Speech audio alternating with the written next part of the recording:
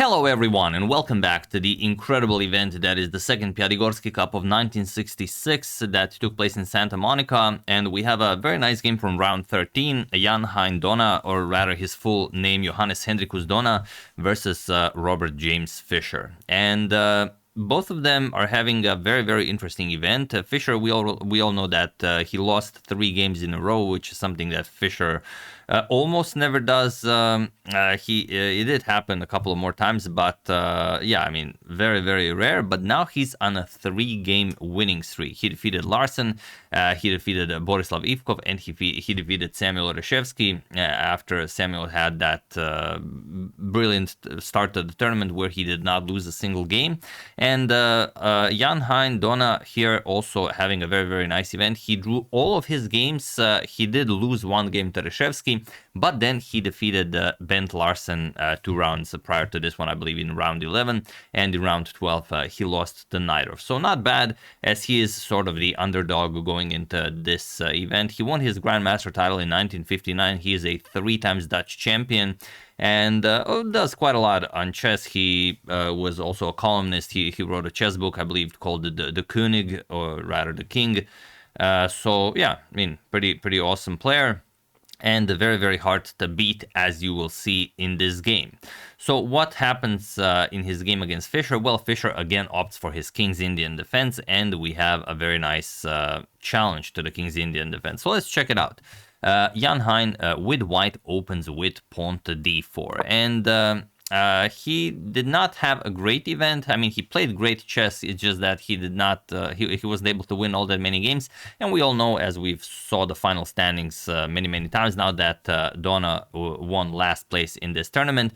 But he played a crucial role for the final standings of the tournament, which we'll see later on, as he faces none other than Boris Spassky in the last round. So d4, Bobby replies with knight to f6. We have pawn to c4, g6, and pawn to g3. Fischer opts, Dona opts for the, well, the standard setup. He wants to fianchetto the bishop to counter Fischer's King's Indian defense. Bishop g7, bishop to g2, and castles kingside. We have knight to c3 and pawn to d6. This is the setup that Fischer always goes for. And next, you know that e5 is coming, or rather knight to d7 and then pawn to e5. We have knight f3, knight b to d7, castles kingside, and pawn to e5, where it seems that, okay, maybe white can capture the pawn, but this is never really played. Like, you can play pawn to e4, but white will have a very strong game. Black will have a very strong game, and no one ever plays this with white. So just in case you were wondering. So pawn to e4, we have pawn to c6 by Bobby, and the position is very much still played today, with pawn to h3 being by far the most played move here. Pretty much everyone plays pawn to h3 here, as well, the engines have taught us a thing or two. But in those days, rook to b1 was also very popular, h3 was popular, b3 was popular, rook to e1, all very popular moves. We have rook to b1, which is today the 4th most popular continuation, and it is taking on the King's Indian defense straight on. You know that black will probably move the knight, start expanding on the king side, and white will try to create a minority attack on the queen side. And nowadays, people will counter this with a5. They will simply not allow you pawn to b4, as some 28 years after this game was played in 1994, Garry Kasparov played it against Viktor Gavrikov, and that game ended in a draw. But Kasparov said, nope, I'm not allowing you pawn to b4. But both of them are playable, and it's merely a matter of what kind of a game do you want to have.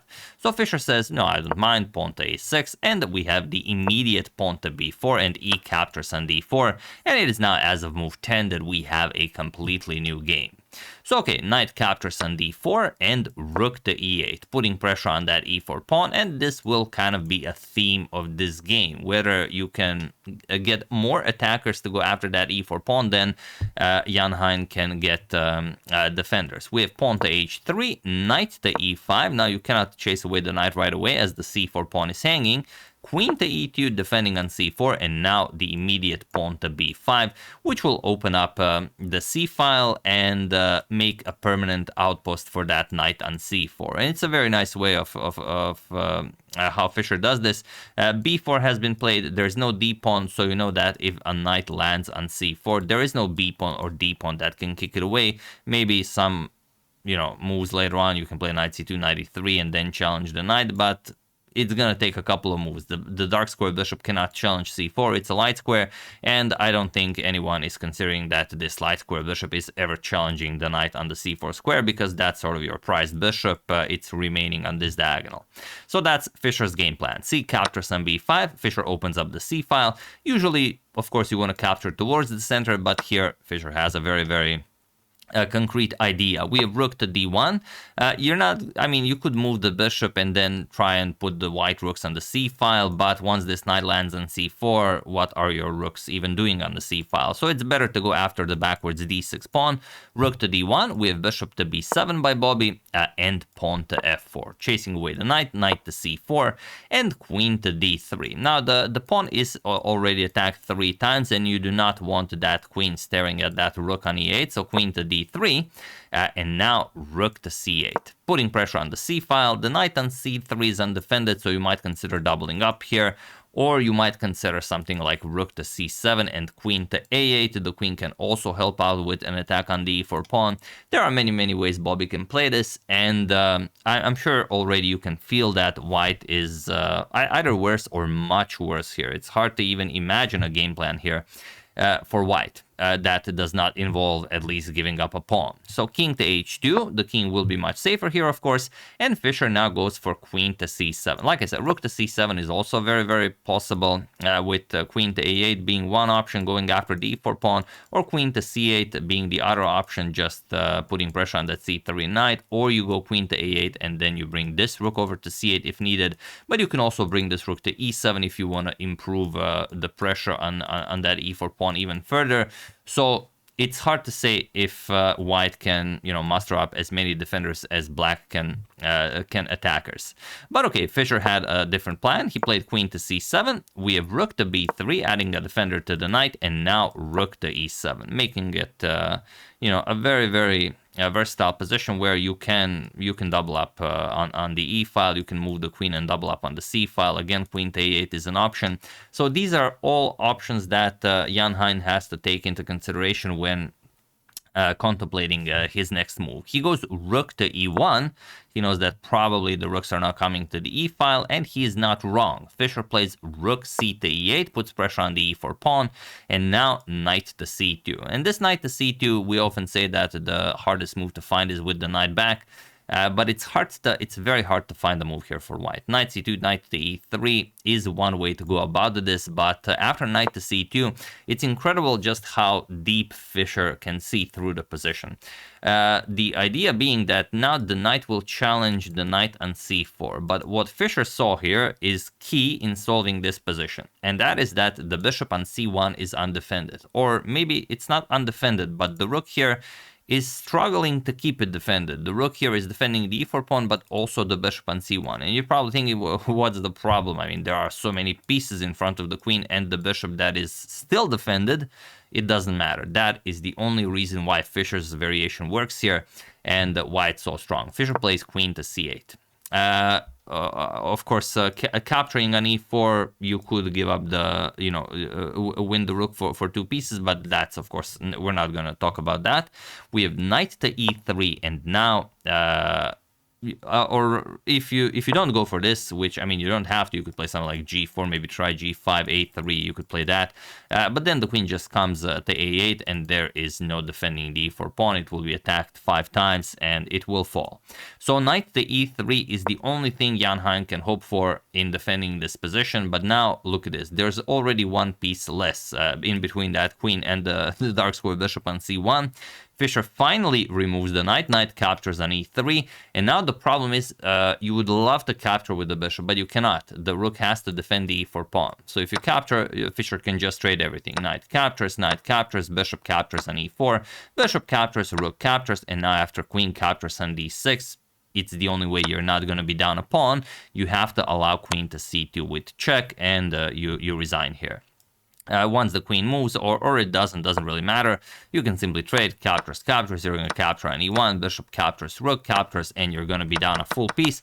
And after queen to c2 check, you could also move the king, let's say king to h1, but then you just start capturing. Rook captures on e3, and yes, you have sufficient defenders here, but after rook captures and rook captures, there is queen c1 check, and the rook falls that way. King will move, you will capture the rook, and you are up a full bishop, and of course completely winning. So unfortunately for Jan Hein, he cannot capture with the bishop, which means he must capture with the rook. So that's exactly what he does. He plays rook captures on e3, the e4 pawn is defended, but now the bishop on c1 is left all alone. Knight captures on e4 by Fischer, and the position falls apart. It is that simple, or rather, it's that simple when we watch Bobby play chess. Bishop captures on e4, we have bishop captures on e4, and now queen captures on d6. Knight captures, allowing queen captures on c1, also doesn't work, because whatever you play, and I mean, what will you play? Like, you play any move, it already d5. Let's say queen captures on d5. Again, you start capturing, captures, and after captures and not captures right away. First, we're going to deliver a check, and then we're going to capture.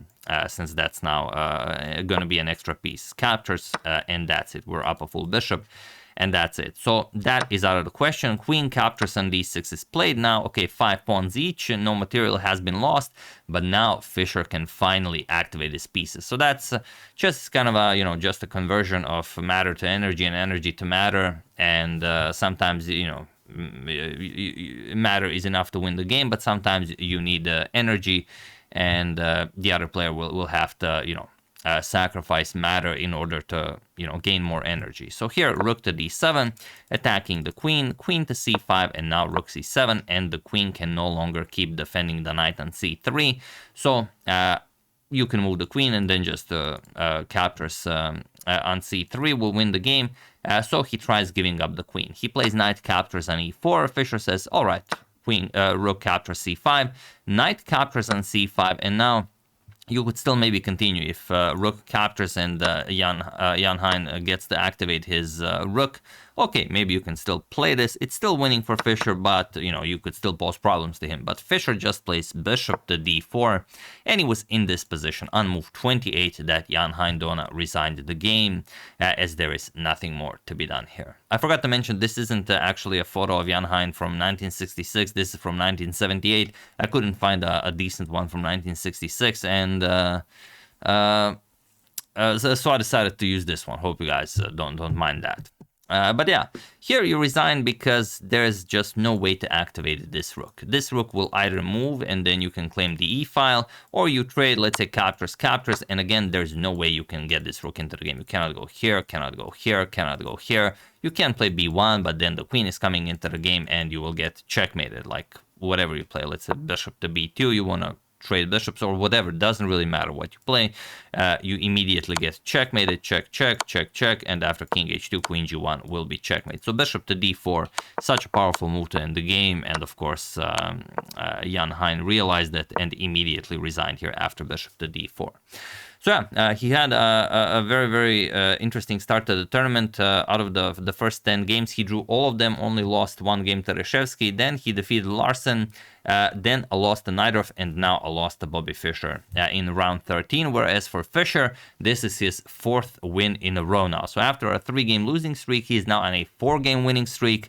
And interestingly, he played so bad in the first half of the tournament that even by winning 4 games in a row, he's still a full point behind Spassky going into round 14. But okay, still a couple of rounds to be played. We'll see what happens, as we already know the final standings. But yeah, for those of you who are maybe just joining us, Spassky won the event with 11.5 out of 18. Fischer, who had an amazing second half of the tournament, 11 out of 18. Bent Larsen, 10 out of 18.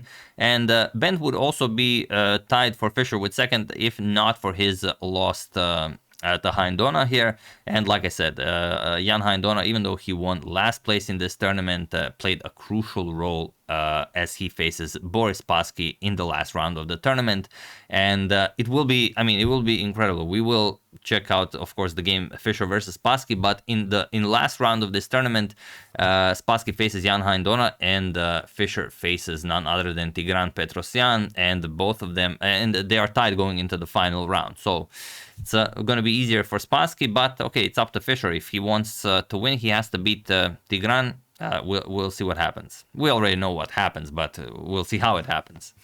So yeah, that's the game. Hope you guys enjoyed it. Very nicely played by both of them. It's not easy to defeat Jan Hein, but I mean, with Fischer's positional play in this game, there was nothing he could do. I mean, once that knight landed on c4, it's, you know, when these old legends, like, you know, for example, Capablanca or Fischer, when they play a move like knight to c4 and you see all of this pressure on the e4 with no chance of e5 ever being played, you just, you just cannot not feel humbled and, you know, just appreciate just how well they play. I mean, it's just what they do.